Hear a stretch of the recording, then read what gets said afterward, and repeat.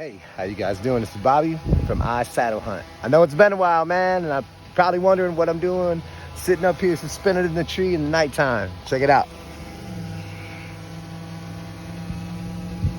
We're getting a little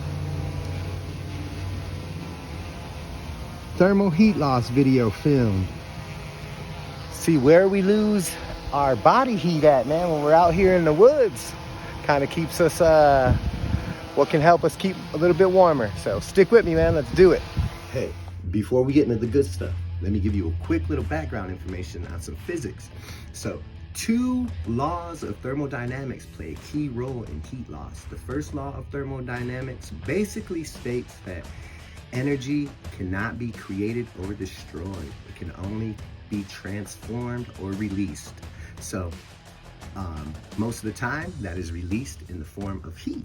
The second law is that heat must travel from hot, or the energy must travel from hot to cold. So from our body to the outside colder air. So let's get into it. I'm gonna give you a quick breakdown of my gear and let's get outside. I had my basic pants, my long sleeve Carhartt shirt. I had my Polar Extreme socks on, my 1,000-gram insulate lacrosse boots, my 1-stringer hoodie, had my H2 saddle and the muff. Yeah, don't mind the boys' weapon and dad's weapon. And then I had my Drake bibs on with my Arctic Shield coat. Take note of the areas that are reading yellow to white. Thermally, those are the areas that are giving off the most radiated energy or heat. Take, for instance, my face area without a face mask. That is definitely leaving a good heat signature. What was really surprising to me was the amount of energy loss coming from my back and saddle area.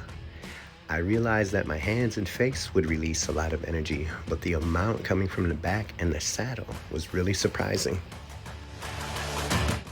Now we're starting to see some areas of the body reading colder. Take, for instance, the upper portion of my bibs.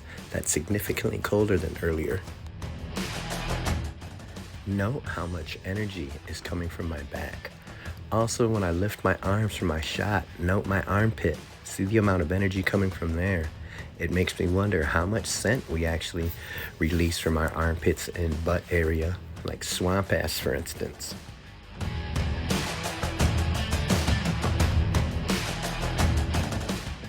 It's really interesting to see the different areas of heat loss from our body, like our armpits, our back, our saddle or crotch area.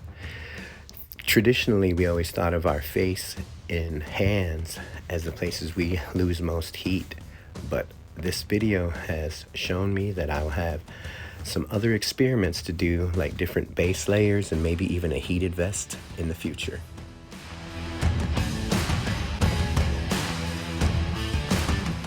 All right, you guys, so in conclusion, man, I was really surprised that, so much heat or energy comes out of our backs, our butt, armpit, groin. So I'm gonna be doing some more videos this week with some base layers. I'm gonna take a Walmart cheap brand, and then I'm gonna use merino wool, and then my 3.0 Under Armours.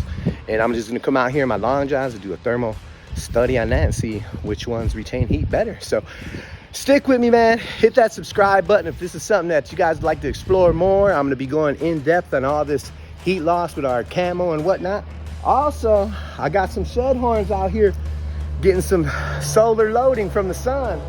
I'm gonna have a little video later on tonight to see if them read heat signatures, maybe help us out with shed hunting. So again, if you guys like to see like the thermal drone deer recovery, subscribe to LiDAR Drone Services. That's my thermal drone company.